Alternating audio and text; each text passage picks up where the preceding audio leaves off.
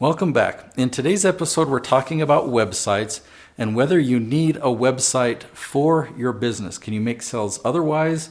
A lot of things have changed, so do we still need a website, and is there something better? Let's talk about that.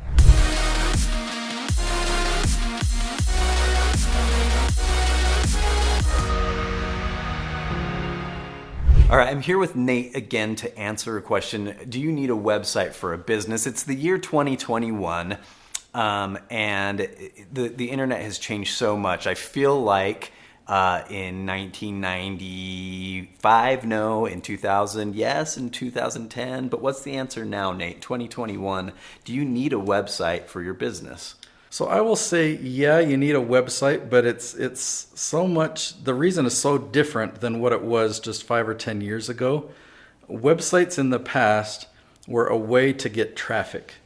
Right? It's like if you have a brick and mortar store, you want your business to be on a street corner with lots of traffic so that you get seen, right? I mean, Sure. That's like the McDonald's business model. Yeah. They buy all the awesome real estate. Well, like having a website and getting that website ranked on Google, that was the equivalent because we wanted to get a lot of traffic to our website, and that's not important anymore. If you don't need to do SEO on your website. You don't even need to worry about getting visitors to your website from any search engines or anything like that.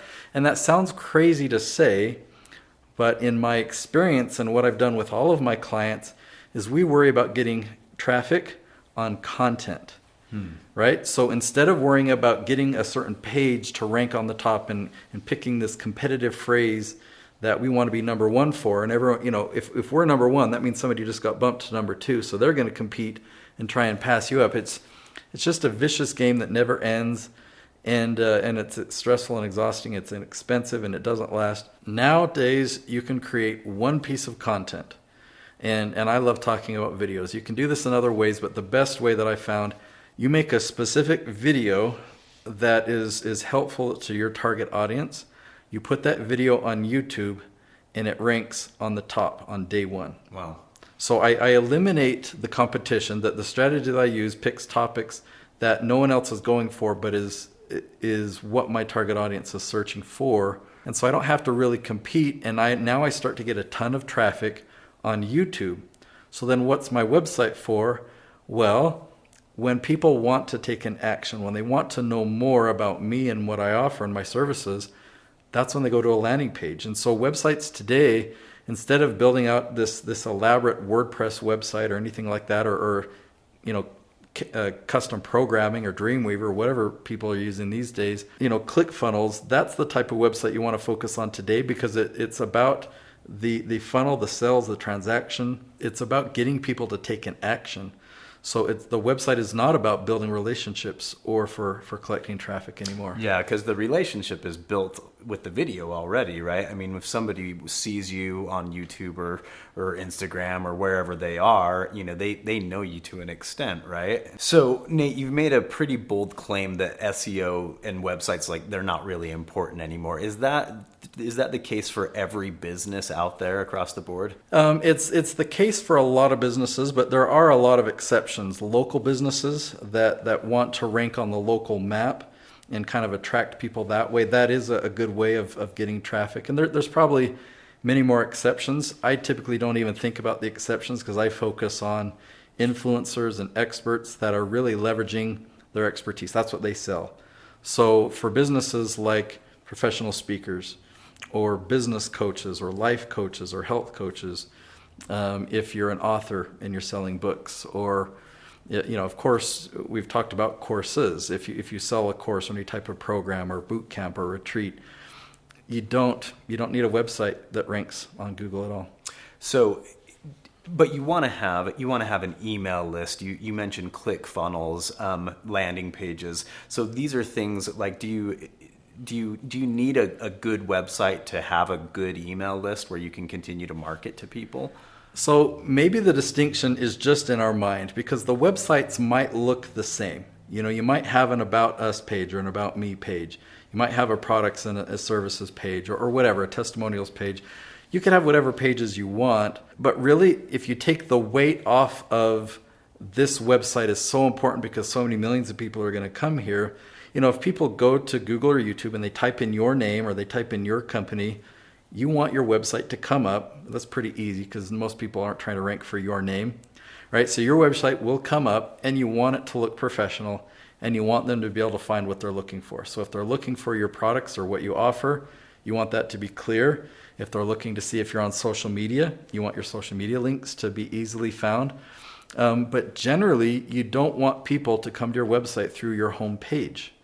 If they found you through a YouTube video and you have a call to action that relates to the topic of that video, it'll go to a specific landing page that will give them that gift that they wanted to get, or that will have them take the very next step. So it's very strategic. It's kind of like a step-by-step process you have people go through.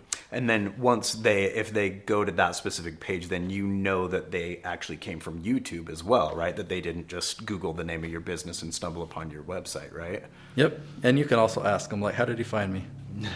Is a blog important anymore? I mean, that used to be the thing. Like, oh, you got a blog, you got to produce this, this content periodically on your website. Well, there are successful bloggers out there, and they're still going. If somebody were to come to me and say, "Should I start a blog? I've got a lot of things to say," and my answer would be like, I don't know. That kind of seems like the thing of the past. So I'm sure there's plenty of exceptions. But if you've got a lot of things to say, there's some advantages of leveraging YouTube and creating a channel of episodes instead of writing an article and putting it on your blog. Imagine doing the same thing in video form and putting it on YouTube, but now you've got a search engine, right? Putting it on your website, you're not going to rank your website. YouTube it dominates Google, and it's a search engine of itself.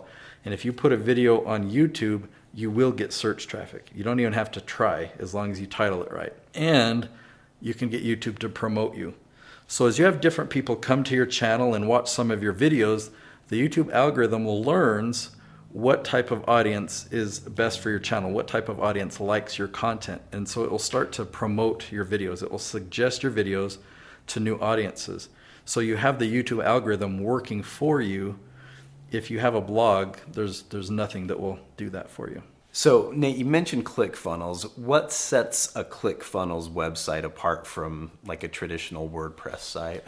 Well, what makes ClickFunnels different is it's not just a page builder where you can design pages visually, and create your online brochure, but it's actually a software that allows you to tweak and test and improve. So you can create page A, and then you can create page B and send, just have minor differences between them, or maybe one difference. And you can send 50% of the traffic there and 50% of the traffic to page B and see, oh, this is better. Mm-hmm. So you can always tweak and improve the performance of it. That's explained in its simple form, but you can have a whole sequence, going from step 1 all the way through to step 25 and tweak every step along the way and making a funnel. So ClickFunnels is more of a funnel builder that's displayed in the form of a website compared to just a brochure. Is it easy to use? I mean, you said it's not like there's a software behind it, but it's not for design. Like to me, that sounds like, oh, I got to hire somebody to design the actual site. It's very user friendly. There are a lot of templates, and then all the thousands of users around the world that create their funnels, they post templates that you can then download and kind of customize and make your own. So funnels, that's not my expertise. I've partnered with Marley Jackson. I can link to her below. And so when I need to build a funnel, I can know when something looks good, but for marketing strategy, I do hire a funnel expert.